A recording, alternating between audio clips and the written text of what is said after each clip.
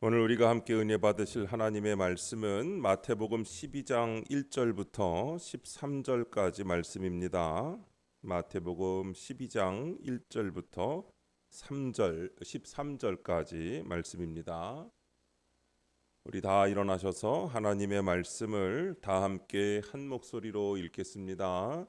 그때에 예수께서 안식일에 밀밭 사이로 가실새 제자들이 시장하여 이삭을 잘라 먹으니 바리새인들이 보고 예수께 말하되 보시오 당신의 제자들이 안식일에 하지 못할 일을 하나이다. 예수께서 이르시되 다윗이 자기와 그 함께 한 자들이 시장할 때에 한 일을 읽지 못하였느냐. 그가 하나님의 전에 들어가서 제사장 외에는 자기나 그 함께 한 자들이 먹어서는 안 되는 진설병을 먹지 아니하였느냐. 또 안식일에 제사장들이 성전 안에서 안식을 범하여도 죄가 없음을 너희가 율법에서 읽지 못하였느냐. 내가 너희에게 이르노니 성전보다 더 큰 이가 여기 있느니라. 나는 자비를 원하고 제사를 원하지 아니하노라 하신 뜻을 너희가 알았더라면 무죄한 자를 정죄하지 아니하였으리라. 인자는 안식일의 주인이니라 하시니라. 거기에서 떠나 그들의 회당에 들어가시니 한쪽 손 마른 사람이 있는지라. 사람들이 예수를 고발하려 하여 물어 이르되 안식일에 병 고치는 것이 옳으니까.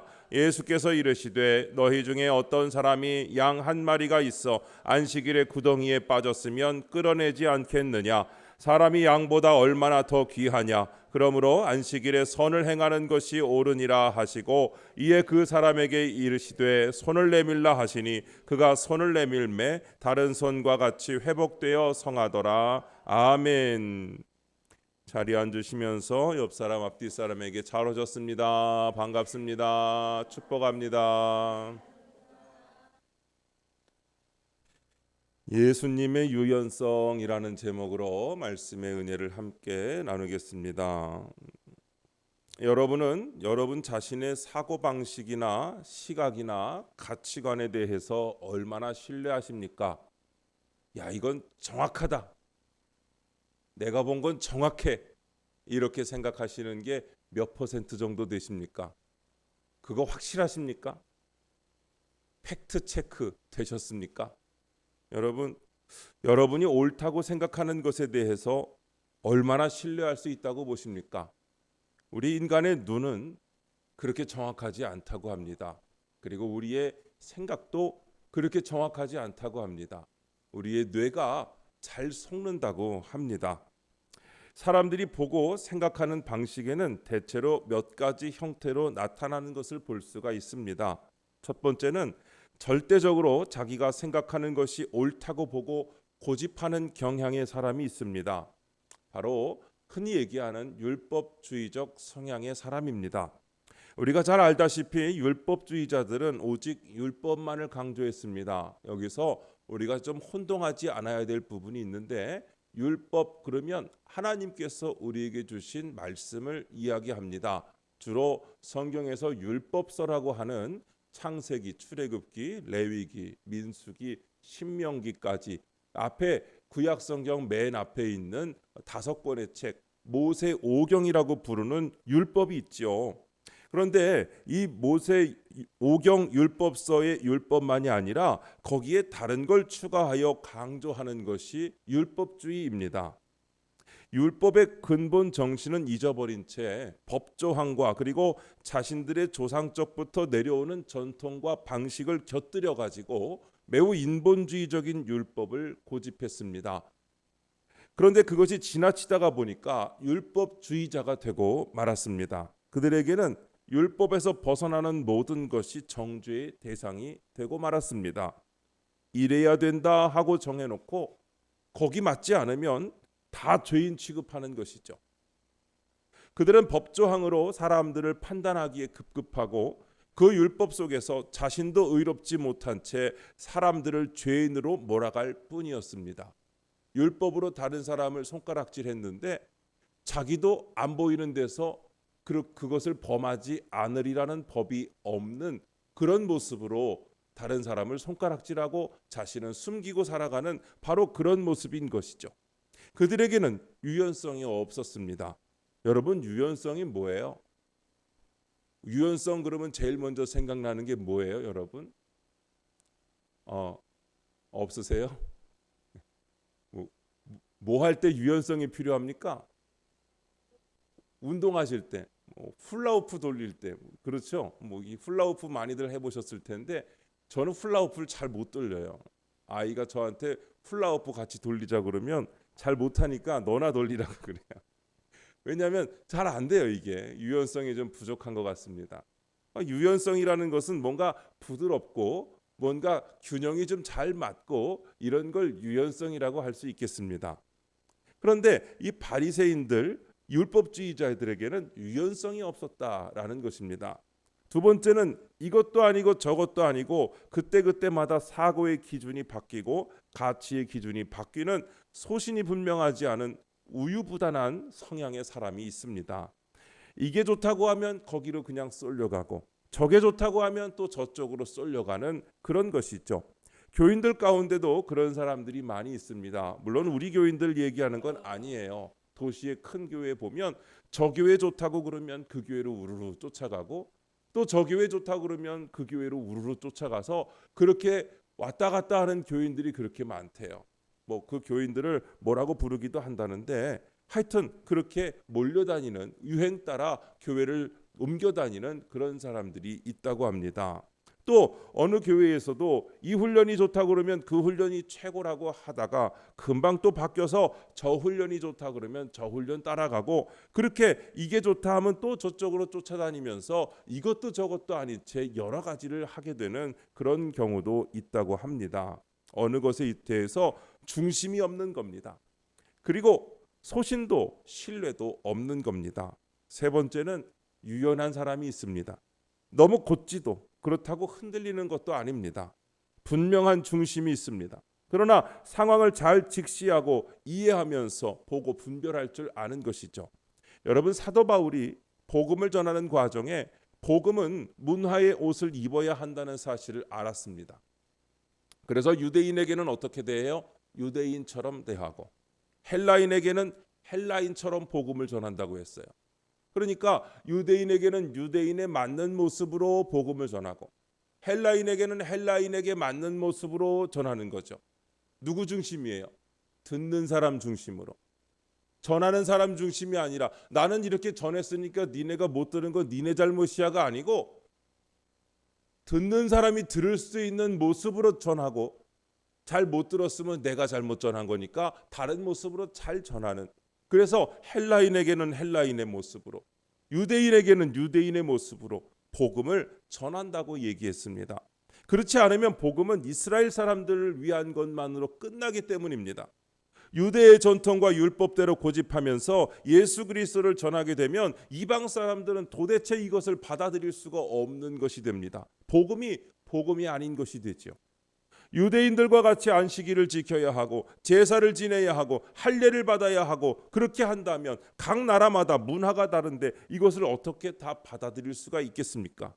사고방식이나 시각이 다른데 유대적으로 하라고 하면 누가 복음을 받아들일 수 있었겠습니까? 예수 그리스도와 그 십자가와 부활, 영생, 이 복음은 절대로 변하지 않습니다. 그러나 나머지는 옷과 같아서 언제든지 갈아입을 수 있다는 것이죠. 이와 같이 중심과 핵심은 분명히 가지고 있으면서 그때그때 상황에 따라 유연성을 가지고 적용하는 사람입니다. 이 사람이 참으로 강한 사람이고 이 사람이 성경적인 사람이고 그리스도적인 사람입니다. 여러분, 우리에게 이게 필요한 겁니다. 이것을 우리는 배워야 합니다. 율법주의적인 성향의 사람은 발전할 수가 없습니다. 성숙할 수가 없습니다. 자기가 옳다고 생각하는 범위 안에서만 머물려고 합니다. 새로운 것, 자신들이 알고 있고 경험한 것과 다른 것에 대해서는 배타적입니다. 바리새인들이 예수님을 배타적으로 대한 것이 바로 이런 이유였습니다. 오직 자신들만이 옳다고 믿었기 때문입니다. 그리고 이런 사람과는 친밀해질 수가 없습니다. 자기만 옳고 다른 사람은 틀렸기 때문에 다른 사람들을 용납하려 하지 않습니다. 매우 교만합니다. 어떨 때는 회개하려고 하는 마음이나 수용하려고 하는 마음도 없습니다. 무조건 자기가 옳다고 생각하기 때문입니다. 한 선교단체에서 선교 훈련을 마치고 그룹별로 단기 선교를 떠났습니다. 많은 선교단체에서 그렇게 하거든요.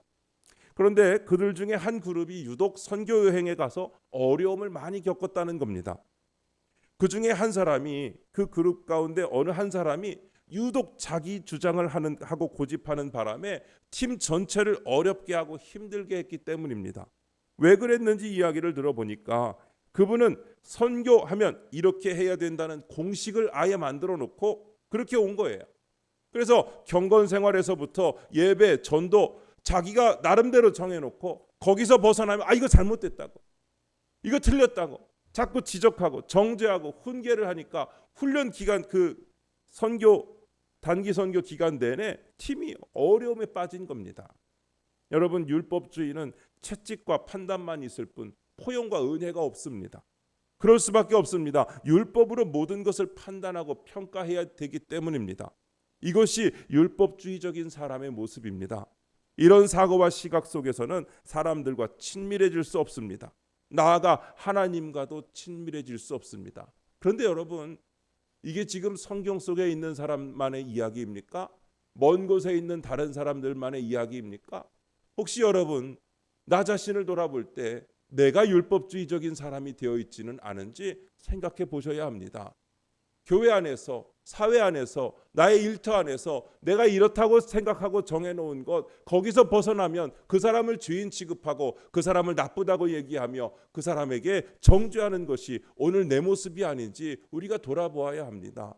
성경에 나와 있는 사람들이 그저 보고 그런가 보다 하고 느끼고 끝나는 말씀이 아니라 그 사람이 곧 내가 아닌지, 나도 그런 사람과 같이 생각하고 행동하고 있지는 않은지 우리가 우리의 삶을 돌아보아야 합니다.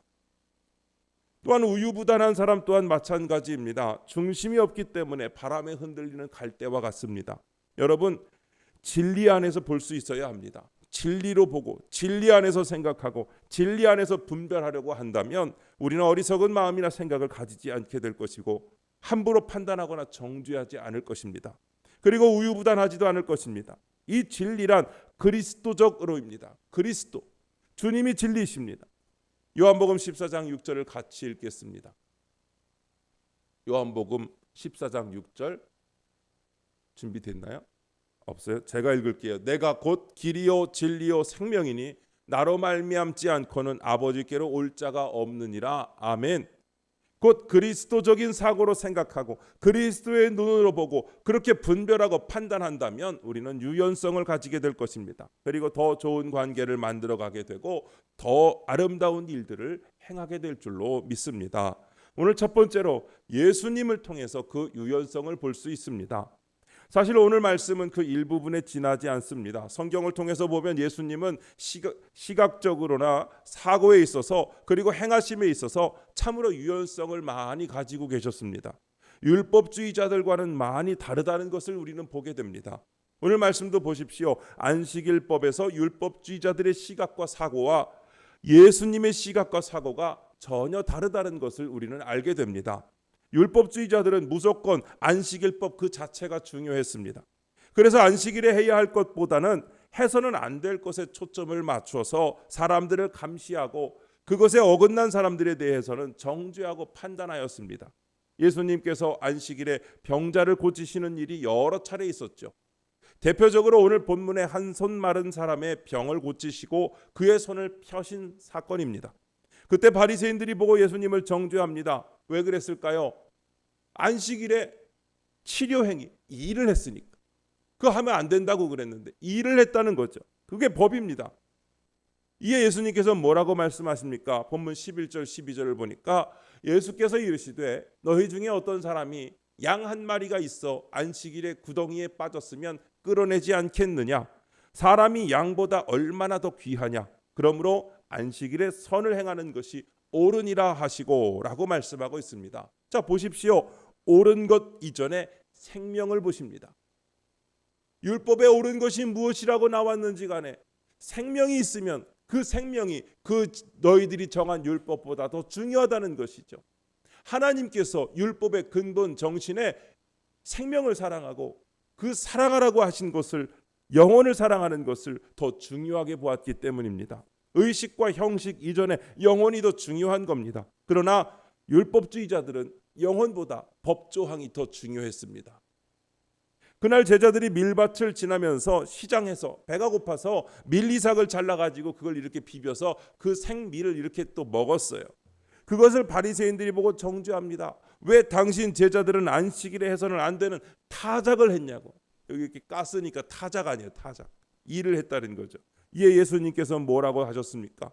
다윗이 사울을 피해서 높당으로 도망했을 때 제사장 외에는 먹어서는 안 되는 진설병을 먹은 예를 들면서 율법의 근본 정신이 무엇인지를 알려주고 계십니다. 오늘 본문 7절을 보니까 같이 읽겠습니다. 시작. 나는 자비를 원하고 제사를 원하지 아니하노라 하신 뜻을 너희가 알았더라면 무죄한 자를 정죄하지 아니하였으리라. 아멘. 저들은 지금 무죄한 자를 정죄하고 있다고 말씀하셨습니다. 여러분, 형식보다 한 영혼에 대한 사랑이 더 중요하다는 것을 말씀하고 계십니다. 사랑하는 여러분, 여러분의 삶 속에서 내가 정한 형식, 내가 아는 어떤 지식, 내가 가진 어떤 사고방식보다 더 중요한 것은 무엇입니까? 영혼을 향한 사랑입니다. 여러분에게 그 사랑이 있으시기를 주님의 이름으로 축원합니다. 한 가지 더 볼까요? 마태복음 5장에 예수님께서 살인과 간음과 맹세 등에 대한 율법의 말씀을 새롭게 푸시며 가르치신 것이 있었습니다. 특별히 간음에 대해 예수님은 음욕을 품고 여자를 보는 사람은 이미 간음을 했다고, 마음으로 간음했다고 말씀하셨죠. 그 전에는 실제로 그 일을 해야 간음했다고 하는데 생각만 해도 간음했다고 하셨으니 얼마나 강력하게 말씀하신 겁니까? 그런데 요한복음 8장에 보면 간음한 여인이 예수님 앞에 붙잡혀 왔을 때 예수님은 그에 대하여 아량과 용납을 하신 것을 볼 수가 있습니다. 율법에 간음한 여인은 어떻게 해야 되냐면 돌에 맞아 죽여야 합니다. 예수님한테 사람들이 물어봅니다. 이 여인을 어떻게 할까요? 율법대로 돌로 쳐서 죽일까요? 어떻게 할까요? 이렇게 해도 트집 잡으려 하고 저렇게 해도 트집 잡으려고 물어봅니다. 그래서 유대인들이 예수님을 시험해가지고 고발할 조건을 얻기 위해서 그 여인을 잡아 주님 발 앞에 두었을 때 주님은 그 여인을 정죄하지 않으십니다. 오히려 그 사람들에게 말합니다. 너희 중에 죄 없는 자가 먼저 돌로 치라. 그랬더니 사람들이 하나둘씩 들고 있던 돌을 내려놓고 그 자리를 떠나게 됩니다. 왜냐하면 그 가운데 죄 없는 자는 없었기 때문입니다. 그리고 여인에게 말씀하십니다. 요한복음 8장 11절에 나도 너를 정죄하지 아니하노니 가서 다시는 죄를 범하지 말라. 이외에도 세리와 죄인들을 보시는 예수님의 시각과 바리새인들의 시각과 또 생각이 전혀 다릅니다. 어린아이를 보는 일반인들의 시각과 예수님의 시각과 생각이 또 다릅니다. 이방인을 보는 시각도 다릅니다. 예배에 대해서도 마찬가지입니다. 예수님이 사마리아 여인과 대화했던 것이 기억나시는지요? 기억난다고 해주세요. 일반적으로 유대인들은 예루살렘에서 사마리아인들은 그리심산에서 예배해야 된다고 믿고 그렇게 했습니다. 따로따로 그냥 그렇게 사는 거예요. 너는 너대로 나는 나대로 그렇게 사는 게 맞다고. 서로 자기가 옳다고 생각했던 거죠. 그러나 예수님은요, 예루살렘에서도 아니고 그리심산에서도 아니고 영과 진리로 예배할 때가 온다. 바로 그 예배를 하나님께서 받으신다고 말씀하십니다. 어디서 예배하는 게 중요한 것이 아니라 영과 진리로 하나님 앞에 드리는 예배가 하나님이 받으시는 예배라고 예수님은 말씀하십니다. 이게 예수님의 유연성입니다. 어느 한쪽에 쏠려 있지 않으십니다. 그렇다고 타협적이거나 우유부단하신 것도 아닙니다. 중심이 분명합니다. 여러분 얼마나 확고합니까? 그 확고하고 확실한 것을 전하시고 가르치시며 우리 옆에 계셨습니다. 두 번째로 그 중심은 바로 여기서 나옵니다. 의와 사랑입니다. 따라하시죠. 의와 사랑. 예수님의 그 유연성은 바로 의와 사랑 안에서 이루어집니다. 예수님은 절대 의를 버리지 않으십니다. 반드시 의를 지키십니다. 그러나 그 의 안에 반드시 사랑을 담으셨습니다. 그래서 간음한 여인에게 아까 말씀한 대로 나도 너를 정죄하지 아니하노니 가서 다시는 죄를 범하지 말라고 했습니다. 의와 사랑이 중요합니다. 누구를 돕느냐, 무엇을 하느냐가 중요한 것이 아니라 그 안에 사랑이 담겼느냐, 그것이 그리고 의로우냐 하는 것이죠. 사랑만 강조해서도 안 됩니다. 그렇다고 의를 무시한 사랑은 자유를 남용할 때 방종이 되듯이 이 또한 무의미해집니다.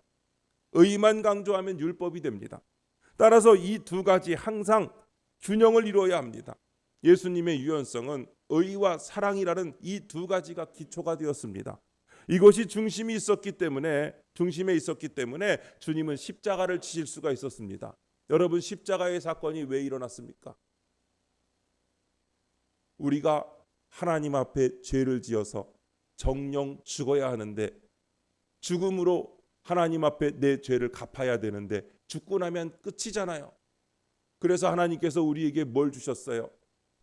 제사를 할 수 있도록 제사를 허락해 주셨죠. 그래서 제물의 피를 흘려서 하나님 앞에 드리면 그 피의 제사를 대속으로 받으셨어요.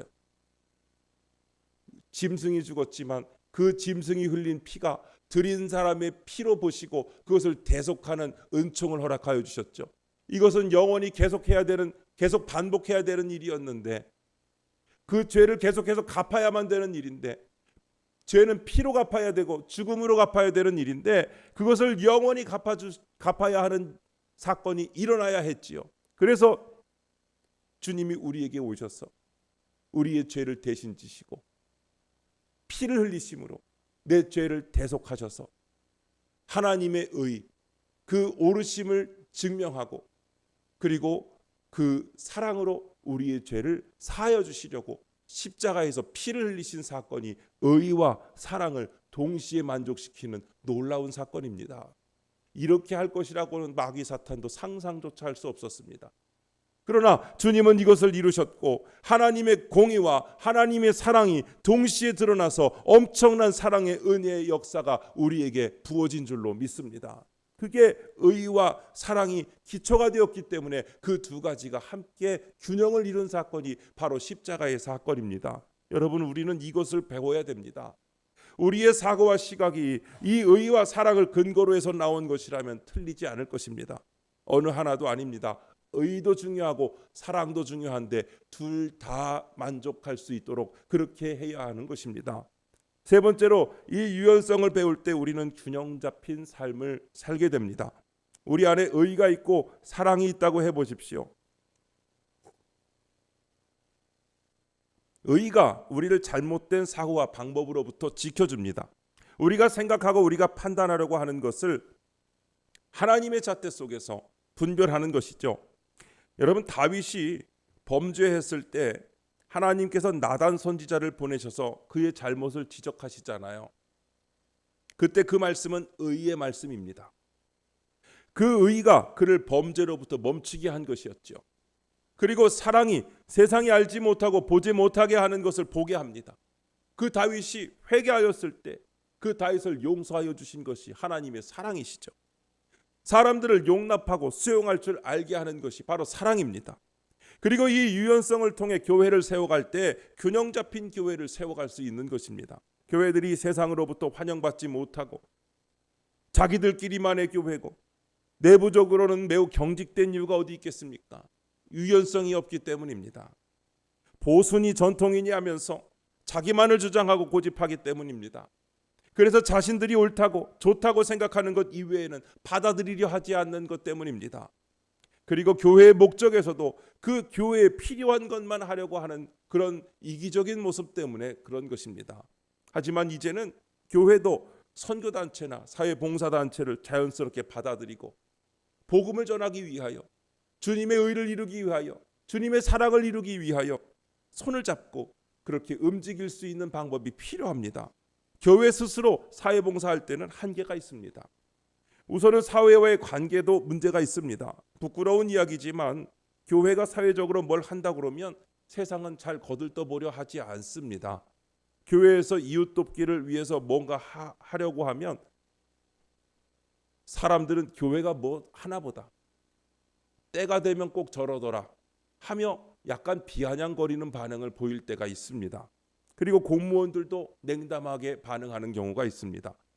차상위 계층이나 기초생활수급자들, 그리고 도와야 할 대상들을 사실 주민자치센터나 시군구 등의 사회복지 담당자를 만나 파악해야 하는데 교회 이름으로 가면 만나주지 않는 경우도 있습니다. 왜 그렇습니까? 만나더라도 아주 형식적입니다. 건성으로 대답하고 도와주지 않으려고 합니다. 왜냐하면 교회가 그것으로 이익을 얻으려고 하는 모습을 보여왔기 때문이죠. 어느 한 교회에서 이웃 돕기를 위해 시의원과 담당 공무원을 찾아갔더니 그분들이 그러더랍니다. 교회가 뭘 바라고 있냐고, 뭘 얻고 싶으냐고 그렇게 묻더랍니다. 이게 현실입니다. 그러나 사회봉사단체 이름으로 갈 때는 정중합니다. 그리고 어떻게 도와줘야 할지 묻습니다. 여기서 하나하나 풀어갈 수 있지요.